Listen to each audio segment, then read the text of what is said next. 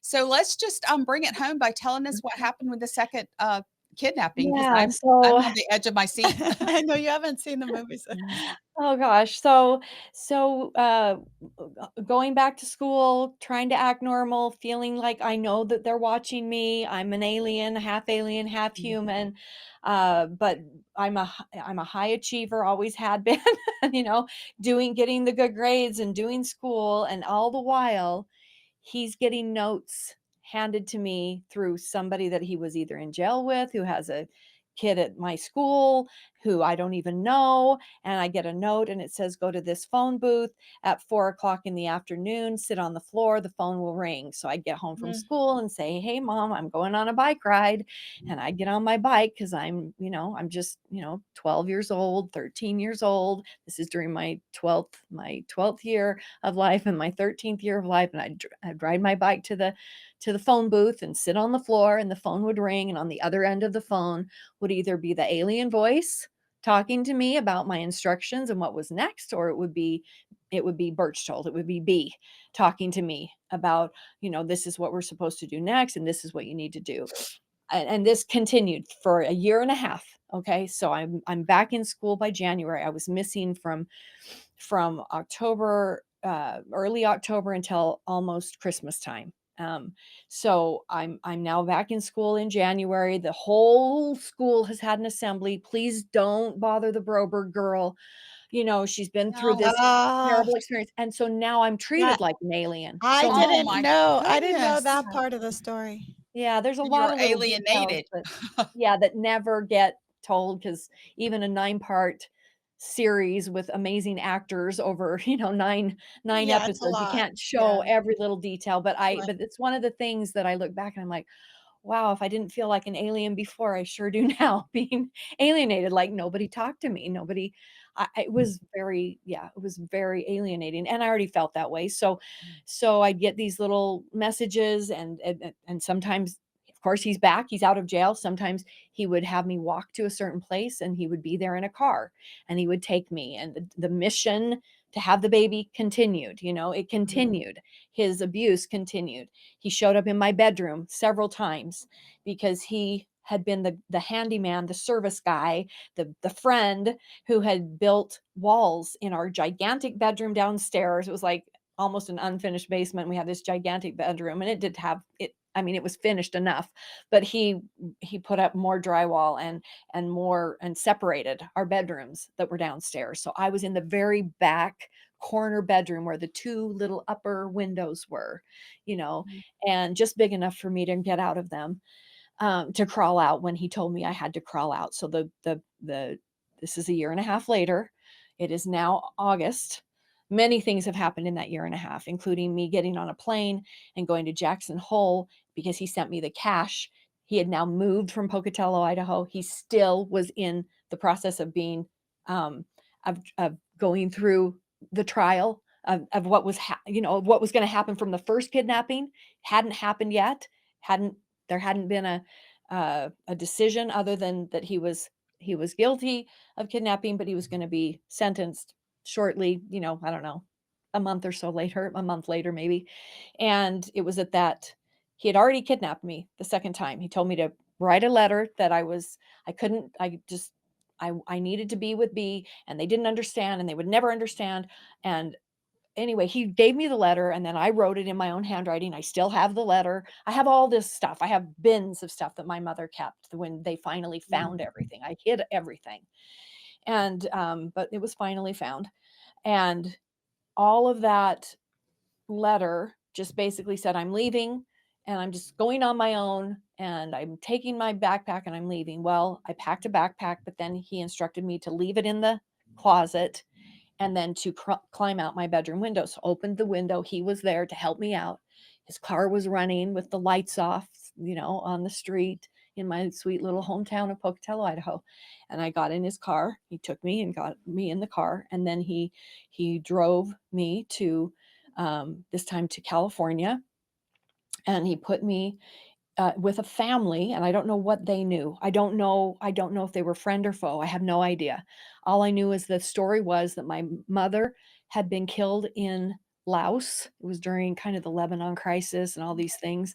And so he used that he was a CIA agent. He had all the paperwork, and that he knew Jerry Ford. He was best friends with Jerry Ford. And he was getting his daughter to safety, because if the people that were after him found out about me and where I was, then they would kidnap me and torture me to get to him. This is the story that he used, I believe, with this first family, because school hadn't started yet. It was August 9th, maybe somewhere in that. It was 9th or 10th of August. And I lived with this family whose daughter also went to this Catholic boarding school. And so when school started, he would come and he would leave me. He left me there, and then he would come on the weekends, and he would come and be with me. And then he had to go back to work. And I was with this family for a couple of weeks. And then when school started, I went into the boarding school, and that same story that he told all of the nuns, that he was a CIA agent. My name was Janice Tobler. He was Frank Tobler. He had all the charisma and I'm talking to Jerry Ford on the phone. He had all that. It was like, my story was like Catch Me If You Can, with Not Without My Daughter, and all these films that I've watched through the years with Mystic River. And I watch these films and I'm like, that's my story. Oh, that's my story. Oh, that's my story. That's my story. He And was that's really how. mentally ill. Yeah. Oh, Oh, yeah. yeah. He's crazy. Really crazy. Yeah, totally. And so the nuns thought they were protecting me, that my mother had been killed, and that they were housing me in this boarding school. And so I was in the boarding school in Pasadena, California, Sacred Heart, Flint Ridge Sacred Heart Academy. And I was there from whenever school started in August until, again, till this one time much longer, almost 4 months, because it was, Can you I think, right imagine? before Thanksgiving that I was finally found. But my And your parents. parents in the meantime are looking for you and Oh, trying yeah, to they've figure. hired a private investigator. They've got the Mhm. FBI agent who's shown in the 9-part series, Austin Stowell. He was so good as Pete Welsh, our FBI agent, such a wonderful caring man, but a brand new FBI agent. He was super young, trying to figure out if this guy was a pedophile, because it was a new term, and trying to explain to my parents, did you ever see anything? And they were like, well, no, said he had depression and he would listen to tapes, but it was because his doctor told him he had to listen to tapes and lay by Jan. But it was because when he was abused, it was by a girl, and it was about that age that he was abused. And this is all from the doctor, and on top of the covers, with the door open, mom coming in, putting the laundry away. People go crazy when they see that part of my documentary, Abducted in Plain Sight, or whatever. They're like, your parents are so stupid. I'm like, no, they're not. Mhm. They really, truly, they might be naive or innocent, but we lived in a naive and innocent time in our Yeah. small town. But they were not stupid. My dad was a business owner. My mother was a homemaker, but she was involved in the Lambda Delta Sigma at the college, and in community, things, pageants, and all these things. Which I think is great to portray, because it goes to show it's not brain smarts. It's not, it's No. just, it's, you don't know. Like, these people come into your lives and they're nice and they're charismatic. Everybody likes them, Yes. even if you might feel a little something, but you shove it off, because then you feel, Yeah. oh, I'm the one being weird. Yeah. Everyone likes this man. Everyone goes to their house. So it's like, Yeah. yeah, it's totally manipulation and conning. So Yeah. 4 months you're there, then what happens? So then, I get into the Catholic boarding school, and I become a nice Catholic girl. I learn the rosary. I do all the things right. I make sure that nobody knows. He comes every weekend, except for two. There was one weekend that he didn't come. And now, as an adult, I know why. Mm. That was the weekend that he had to go serve his 15 days in jail for the first kidnapping. 15 That's when it days. happened. Yeah. That's And all it he was got. Yeah, and it was basically because he really did make the case that he just flipped out and had a depressive break, and there was so little known about So, it, and like, the he just. insanity plea, I guess. Yeah, kind of, yeah, because the second time he kidnapped me, this second time when I was in the boarding school, when I was found there, finally, the nuns said, "Yes, this girl is in our school." I mean, there's a whole story behind how I was found and located. I mean, how they located me in this place and in Mexico. I mean, it's So fascinating. season 2 of, The A friend of Peacock, the family. hopefully? We needed season 2. We Yeah. definitely needed season 2 because the rest of my life has been interrupted by this man as well, and nobody Oh. knows any of the story after 16. Anyway, so I'm 14 at this point. I had turned 14 on July 31st, and then he kidnapped me on August 9th, so I'm just barely 14. So this next piece of my story, I'm 14 years old instead of 12, and they finally say, "Yes, she's here." They finally convince the nuns that he's the bad guy and she's a victim of being kidnapped. You know, you would call that maybe a trafficking victim or something now today, but Mhm. nobody Yeah. could tell because I acted the part so perfectly. And that was just because I knew they were watching me and I didn't want to be vaporized. I did what I was told. And so I'm brought home after the second kidnapping. And this time, because of how I left, they had and because of all of the news and media the first time, I mean, just in our local paper, I mean, we didn't have social media like we do today, but there was so many people who would drive by our house and take pictures and were, it was so interruptive. The second time that the FBI agent when my parents called him and said, "She's gone, and there's this letter," and he came over and he said, "Well, because it looks like she went willingly, like she left the house like 14-year-olds do sometimes, and it looks like she's in love with this guy and she did it on her own." They don't think about anyway, I have so many soapboxes about grooming and Yeah. brainwashing and stuff, but anyway, she's 14 and she's prepubescent still, and there's a million reasons why these things are changing as we talk about these stories, but he's like, "I think it's gonna be better to list her as a runaway victim since Berchtold is back at his house." I mean, he Mm. literally took me that night, got me to California with this family and came home.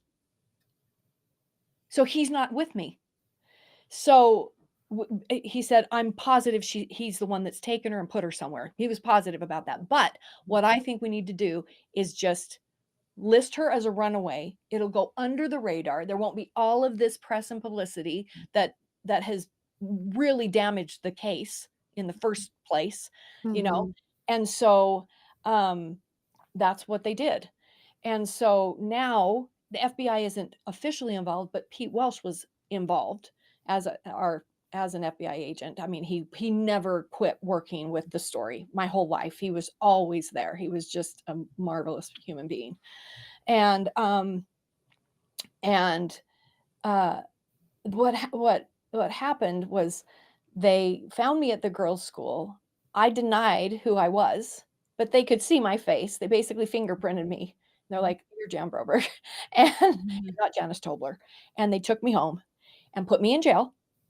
And Pete Welch about had a heart attack, but because I was processed as a runaway Mhm. at the time, they fingerprinted me again, the whole thing, and that I actually ended up in first in the county jail in Pasadena, California, which was incredibly traumatic. I can barely remember it because I was in a holding cell with a bunch of other girls, women, teenagers, prostitutes and scary looking people, and I'm this little tiny thing that's 90 pounds, if that, and I literally there was a garbage can in there, and I literally sat kind of by and behind the garbage can, and until that I was moved from there to Pocatello, Idaho, and went to my own county jail and had to spend the day and night in that jail as a 14-year-old. Can you ima And oh, my man. FBI agent about died, brought me magazines and food, and he goes, "I can't believe that this is what we do. This is not what we should be doing. What are we doing?" It's why we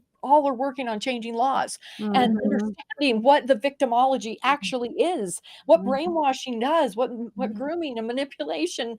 It's just anyway, so I went through that, and then I got home, and my mom told me that was the saddest day of my life. We were so happy that you were found. We were I mean, Mhm. there's a million stories about my mom going and looking for us and looking through records at the airport and records of, and dressing up in disguise and going to his apartment because by now he's been separated from his wife and his kids, and he's living in his own apartment, and they get divorced. So at this point Mhm. during this time, I don't know exactly when they got divorced, but that's what was happening. And so they would go when my sisters were in the car. I mean, there's so many other stories that never have really been told. Mhm. So yeah, season 2. Let's get that going. Let's get that on.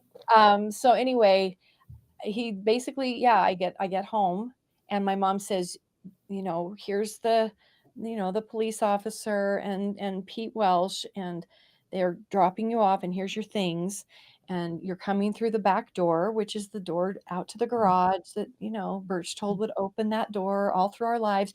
It's going to be a great day, Brobergs. And he was the one that took all of us to school because he was on his way to work, and our school was right down the road from his furniture store, and he did that every day of our life and opened our back door, and this will be a great day, it's going to be a great day.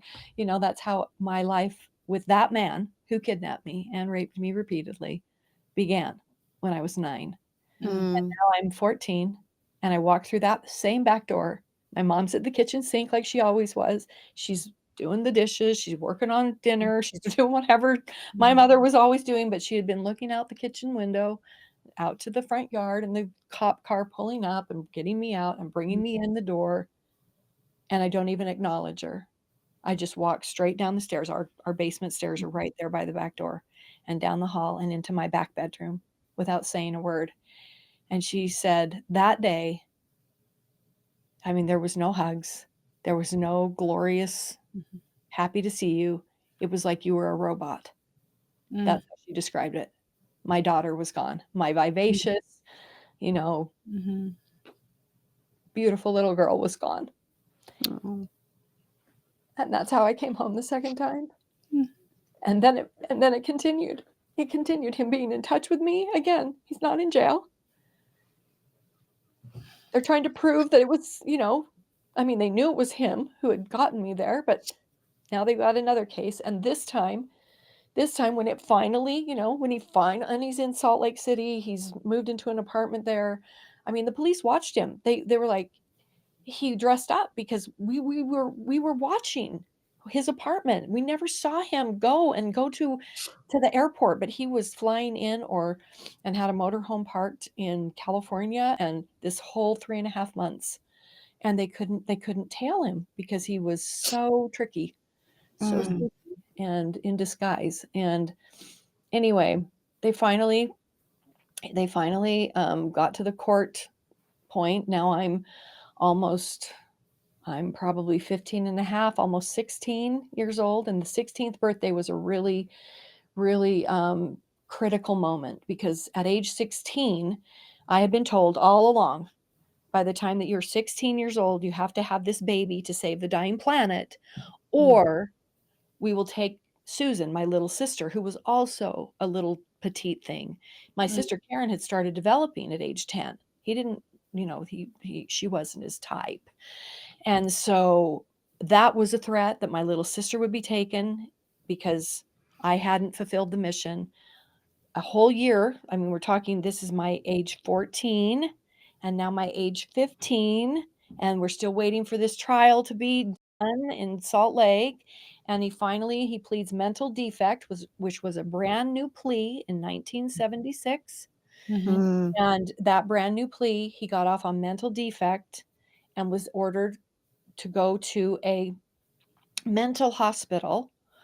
And so he went to the mental hospital, and everybody thought he's going to be there for the rest of his life. I mean, we had no idea that this man, and still at age 6, when I'm turning 16, he's still not in jail. This hasn't happened yet. The mental defect plea and this happening. That's how long the court things take, right? Mhm. This guy's free walking around Salt Lake. And what trying to decide how to finish the story. So finishing my story, my part of the story was that I went to a theater camp. My parents let me go. It was a 5-week long theater camp, and it was happening in the month of July and early August. 5 weeks, all of July and the first week of August. And I was having my 16th birthday at that theater camp. And so how they let me go was that the therapist that I was court ordered to see, that I never said anything to, that I draw pictures, but I never told her anything, Mhm. um, what she said is, she said the one thing that that perks her up or gets her talking is if I ask her about a play that she's been in or a musical. Mm. You know, if I can, that's my way in to getting her to say anything. Mm. The first time I was court ordered to a psychologist or to a psychiatrist in Salt Lake, because again, there was nothing in our community, and he just wrote on his pad of paper just continuously, and I never said one word. I don't remember ever saying anything, and he would just be writing. He'd ask me a question, and I'd just be like, "No, Mhm. no, no, no," and he's just writing, writing, writing. That was it. Mm. This time it was a woman, and she was a psychologist. I remember the title because it was important, because they were supposed to know more about children and stuff, and she was really nice. She was a person that I knew she was trying to help me, but I knew I didn't need any help. She didn't understand the mission. She didn't know Mhm. how important what I was doing was. And so I think it's really, really fascinating how deep brainwashing goes, why people don't disclose, why they don't tell, whether it's fear, because stepdad's got you totally in fear and mom has no idea what's going on. Mm. Right? Mhm. Somebody's got you in such deep either fear, which is another way of manipulating your brain. They've got you in, I mean, I was scared to death. I knew they were watching me. Somebody's watching you. Nobody will believe you. These are the basic things that predators instill into their victim. And that child, that young person, that young adult is not going to tell. They're not going Mhm. to talk. And so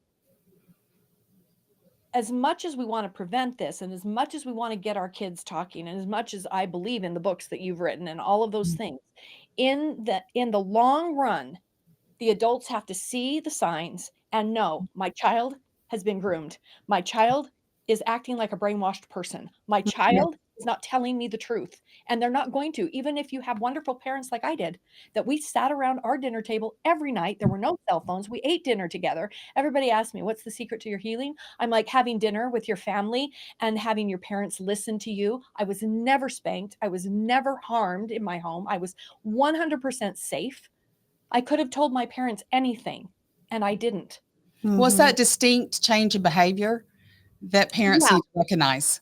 Yeah, and I think that my parents recognized that my behavior, because I didn't let my dad touch me, and my dad and I had a very warm, healthy, wonderful father-daughter relationship, and after the first kidnapping, I was not allowed to, and Mhm. Mhm. but my dad did all the things right. What he would say is, "Okay, I know. You don't want me to touch you. Okay, I won't. But I want you to know, Janny, I want you to know, no matter what, I would step in front of a moving train for you. I love Mhm. you Mm. unconditionally." That's how my parents responded to Mm. my teenage looking like I'm rebelling, whatever. Mhm. That they responded with absolute unconditional love, and they told me how much they loved me, how much they believed in me. They supported me. They were at every play. They were, Let's get her back into piano. Let's get her back into the singing group and the choir and then whatever." They were always there doing and saying instead of being offended and taking it personally. And I just can't say it enough how important that was. That was Yeah. and so anyway, back to the end of the story. So, or the end of this part of my story. So when my 16th birthday happened, he had been reaching out, Birchtold, the bad guy. He'd been reaching out to me knowing that I was at this theater camp. I told him everything. He was in constant communication with me. And we didn't have cell phones. I don't even know how. I look back over that period of time, and I'm in high school now, and I'm like, how did he do it? How did he get so many notes or messages or whatever to me? Because I was always getting them. And it would tell me where to go, what to do, and where to sit, and the phone booth. I mean, that's what we had. The phone Mhm. booth. To ride my bike to the phone booth, or go over to the mini dome into the parking lot where the big mini dome at Idaho State University was You being built. It was right across our street.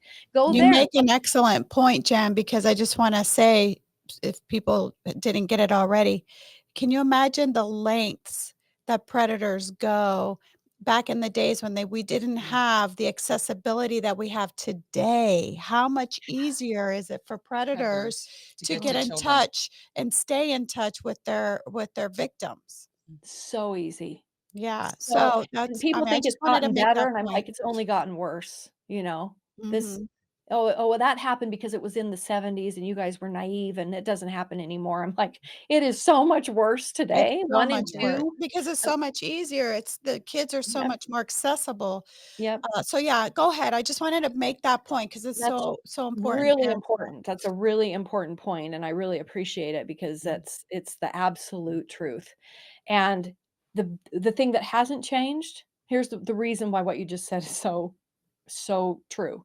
What has not changed is that no one can speed up time. Your brain develops over time. You cannot make a 2-year-old a 12-year-old. You cannot make a 12-year-old a 22-year-old.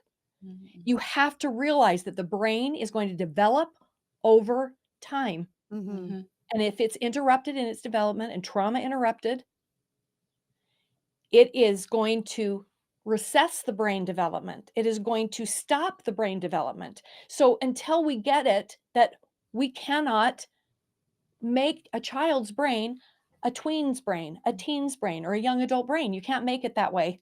And we understand that we, as adults with fully developed brains, who we are working on to try to reestablish our central nervous system so that the lights aren't on high. We're trying to get the new neural pathways so our life isn't a mess, Mhm. so that we can have relationships with other human beings and have trust again, so that we can have a work relationship and stand up for ourselves, that we're worthy of getting the Mhm. promotion and being treated as equals. So, Yeah. all of these things that have to happen so that we are fully brain wise, central nervous system wise, on an equal playing field with those normies, that's what has to happen. Mhm. And so that's why I love what you said. You cannot accelerate the development of a brain. It's like a chicken that's put in a cage and pumped full of steroids, trying to make it plumper and make it grow up faster, and it never walks So because how it's long did, not he in there. continue how long did he continue to have a relationship with you after 16? Did it go So on? after 16, so what happened was at the theater camp, my dogs got poisoned at home. My mom and dad would call me every night at like 5 o'clock before our dinner. We were done with our day of workshops and the play rehearsals until the evening stuff. They would call me at 5 o'clock and at the, phone on the wall down at the front desk, in the dorm room where I was staying. And they'd talk to me every day.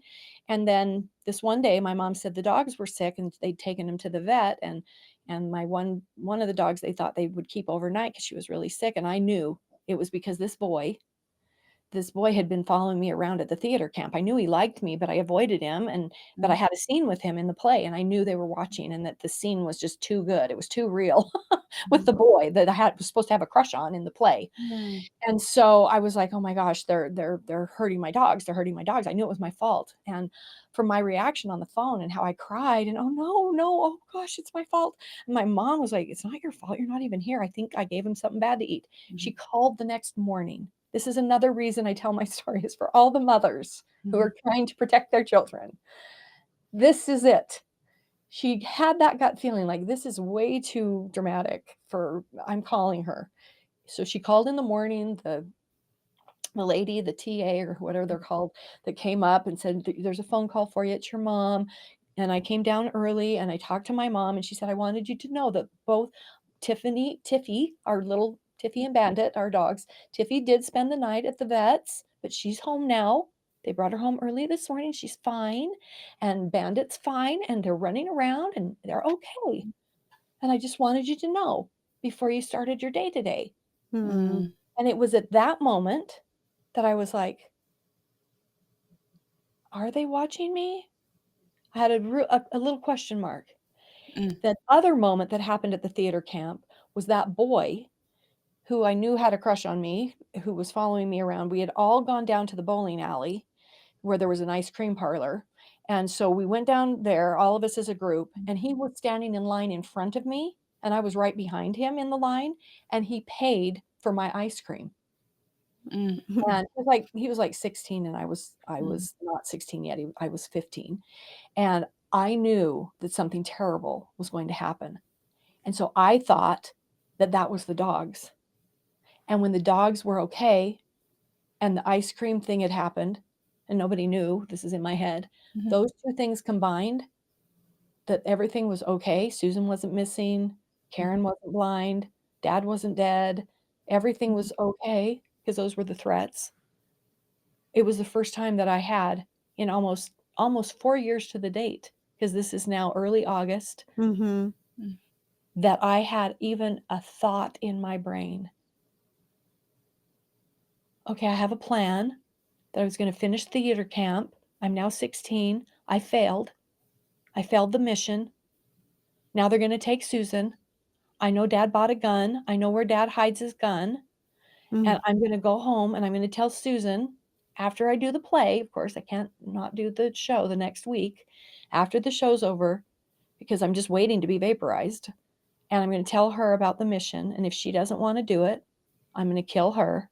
And then I'm going to kill myself. And that was literally how Mm. how much pain I was in, how holding this secret and the weight of the world, of this other world on my shoulders had gotten to me. And I knew I was too old now anyway.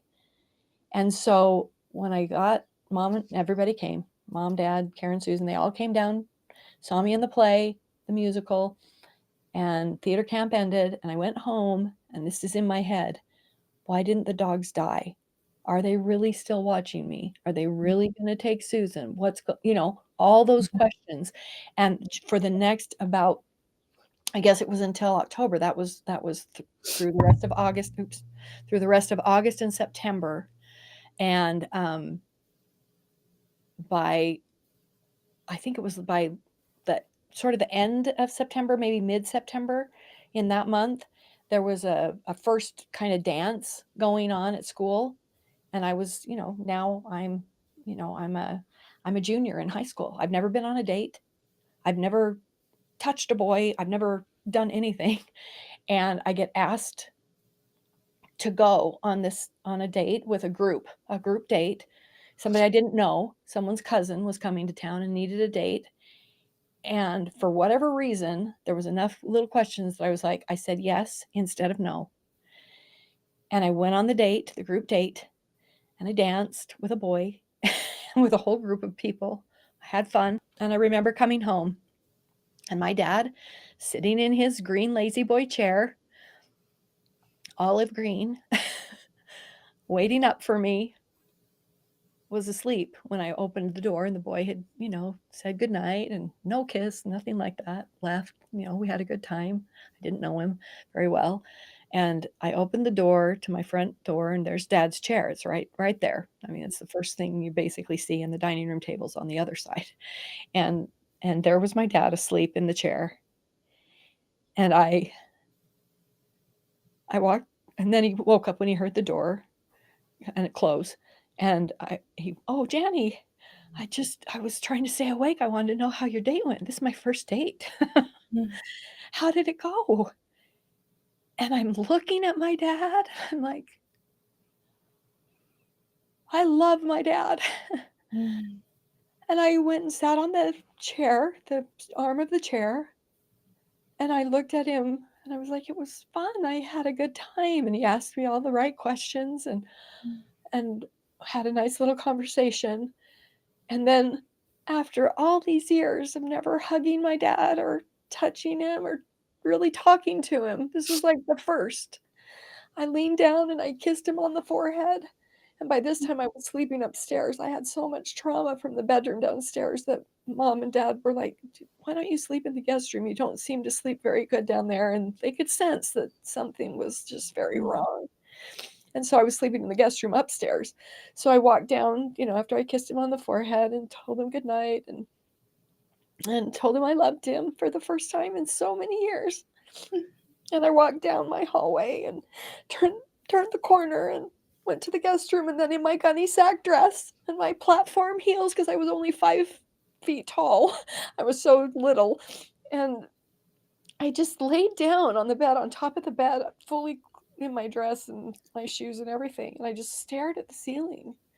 And I just remember thinking, I don't think this is real, because I passed Susan's bedroom. Her bedroom was upstairs also. And I passed her bedroom and she was asleep. I knew Karen was downstairs asleep. Mom was in bed asleep. I passed Mom and Dad's room and then Susan's, and then got to the guest room and laid on the bed, on top of the bed, and just went, who am I? What am I? Where am I? Mm. What do I do now? I had no idea what to do, and there was still fear, lots of fear. It doesn't just go away, right? Automatically, you have to work at Mhm. that.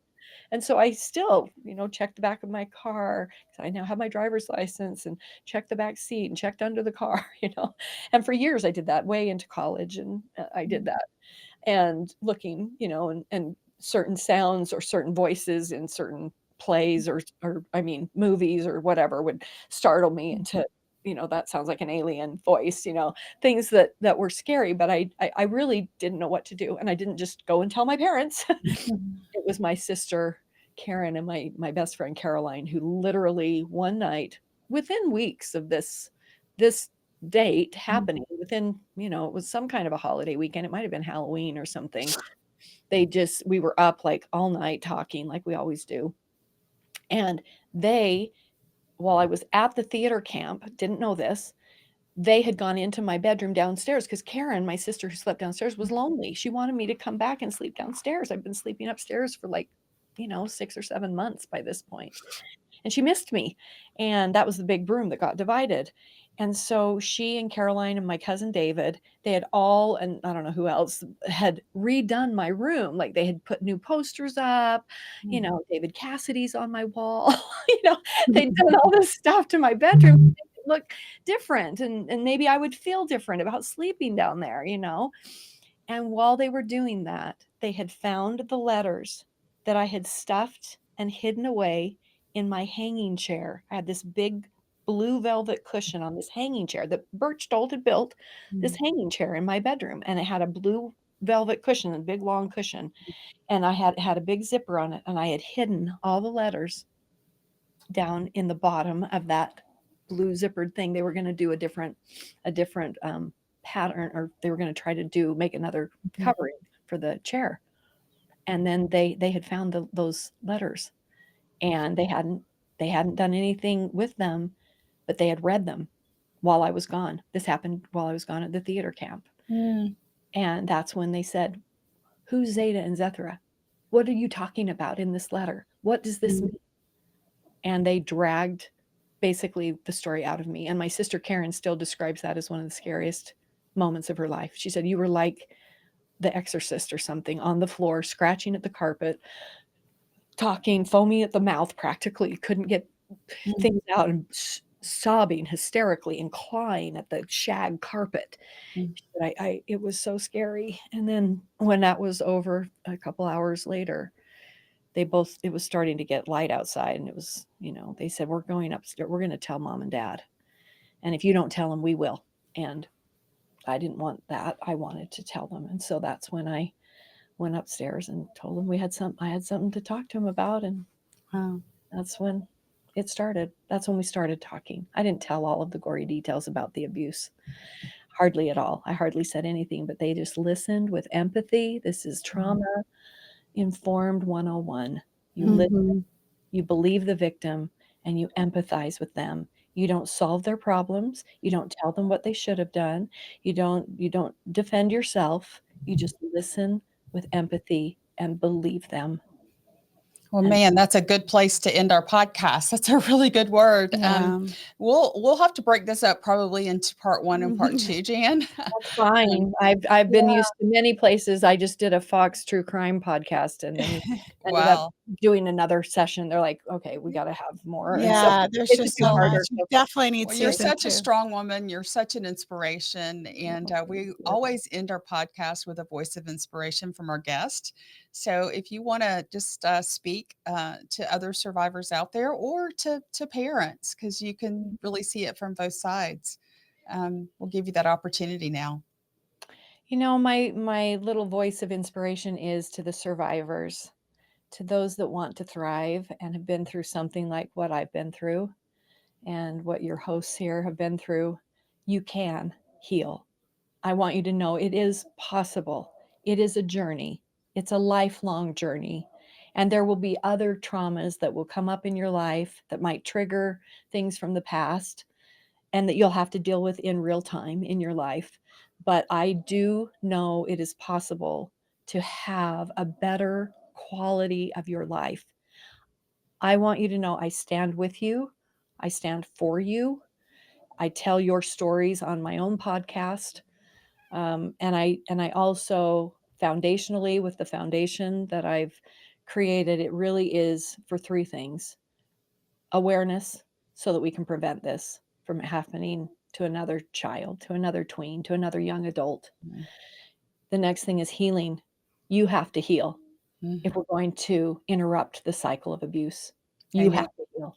And the third thing is that we have to get justice. We have to go get laws changed. Those are the three things we have to do, have to have advocacy for change. So people do believe us.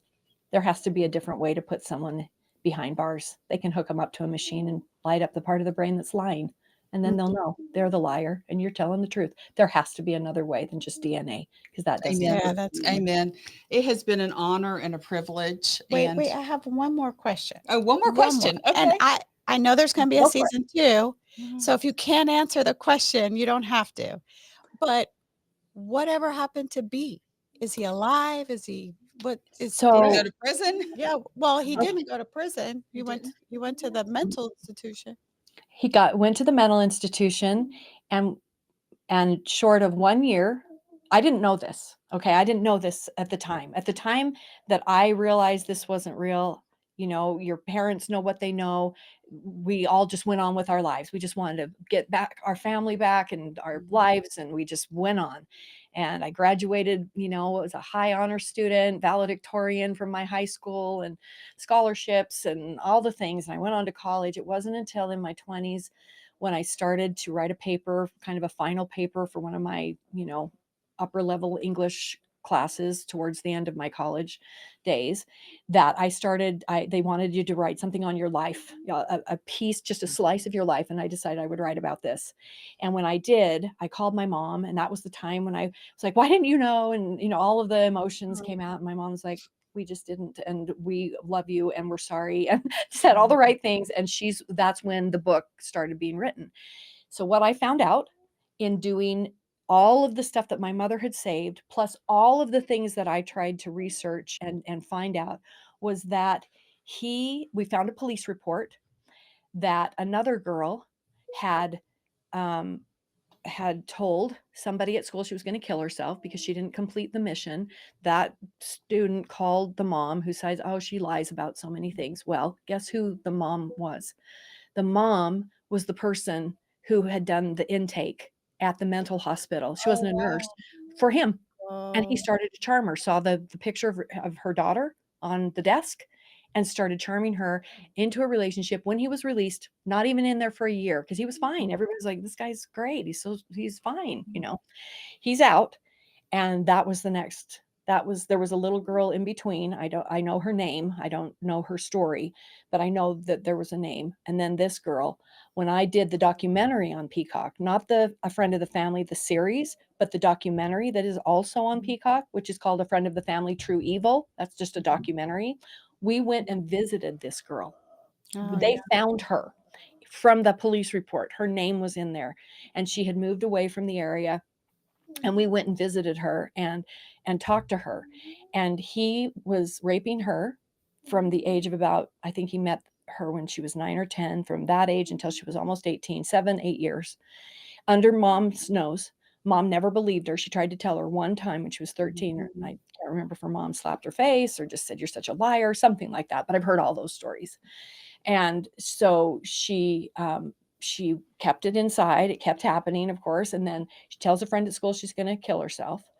And they end up telling the mom. And then they also ended up telling the school counselor, who called the detective. And she told the detective everything that had happened. And without her ever having to go back to court, he was convicted for rape of a child. Okay. For rape of a child. And so that was the first time, and I think the only time that he's had a significant, he was charged, but even then, thinking that he was going to go to prison for 10 years, he was only in prison for about a year and a month, I think, if you go back and look. And so he, even for that girl, the one after me, all those years, at least they have to stay in jail for as many years as they abused you. Such Yeah. such injustice, such Yeah. It's gross such injustice. injustice, and that's basically what happened, and then he continued to contact me throughout my adult life. That's what I'm gonna create in some season 2 somewhere, and all of the things that happened and all the other victims that I found that he were his victims. The final story is when he saw my picture on a poster. I was speaking at a women and their daughters who were in college in the university at a conference for them, and he threatened the university. I had no idea he was living an hour away from where I lived at that time. And he came to the conference and they let me speak, but they had the security of the police department in town, the university police, and members of BACA that had escorted me from my home on their bikes, on their motorcycles to the conference. And they were all there. And he came on that campus in a van with a gun, Mm. and he was going to pass out flyers telling, that said that these people are lying. This girl's made up this story, and this family's lying, and had these flyers. And he ran over into and over the leg of or hip or something of one of the BACA members who had to have surgery. It made national news that the woman's kidnapper shows up at conference 30 years later or whatever. And from that point, I went on to Good Morning America with Diane Sawyer. This was back in 2004 or three or four. My book had just come out. It was 2003. The first book, Stolen Innocence, not the book that I have now, which tells the whole story, the Jan Broberg story. And he was caught. He ran off in the van, ditched the firearm in a McDonald's garbage can. They found it eventually, and the BACA member knew exactly what the gun looked like, exactly what it was, because he also had a carrying permit. And so they found the gun, and he did go to trial. 2 years later, again, it all, in I think 2004 or 5, it was at least a year later that it finally went to trial. He was convicted on 3 felony charges and 2 misdemeanor charges, nothing to do with raping little girls, but that he was a registered sex offender who had a firearm, public disturbance, blah, blah, blah, blah, blah. All of that was happening. A month later, he was supposed to be sentenced. And when they let him out of the courtroom, he was escorted by the police to the Nevada border, picked up by a police car there. He was in his own truck. And when they were making that exchange, he took off in his truck, went up in the mountainous area, a campground in Nevada, close to the border from Utah to Nevada, and went up in a campground and took a bottle of pills and drank it down with Kahlua and killed himself. He had written some little small little notes to his children, and the district attorney who had prosecuted the case called me, and I was the first to know before it hit the news that he had killed himself. Wow. What a story. I can Oh, see why it's a yeah. series. Well, Jan, thank you so much for your work, and we hope to continue this conversation and maybe have you back on again once we can get some victories around these Absolutely. dreams.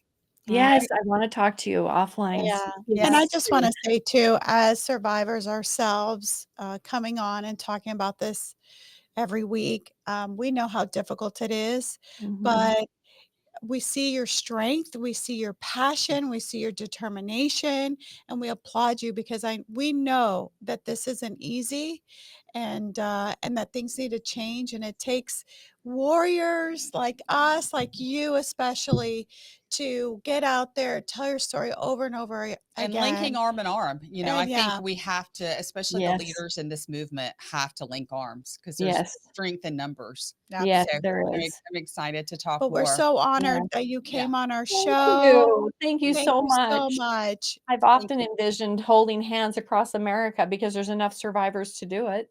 Around the Grand Canyon. Yeah. You know? Around the Symbolic. Grand Canyon. That would be Yeah, amazing. that Oh my would be God, please can amazing. we talk? Because I have so many ideas and we have to get them. Yes, have that's to my we have vision to work around the together. Grand Canyon. Okay, Jan, we're going to wrap up our show Yeah. today, and we're just grateful that you've been on. We thank you for watching A Voice Up for the Voiceless. We hope that you have been inspired, that you've learned something, and just to listen to Jan's amazing story. But I think the takeaway here is really when you get that gut check, because perpetrators, pedophiles are so scheming and they're Sneaky. so just malicious and Conning, conning, manipulative, all the all of the words. things. So Mhm. as you can see from Jan's story, her whole world was manipulated and Yeah. groomed. So Yeah. we thank you for So, joining us. We thank you for yeah. Mesmerized Media for making this possible. I thank you for my beautiful Yeah, co-host, thank Katy you. Sudano. Absolutely. We're here So for you.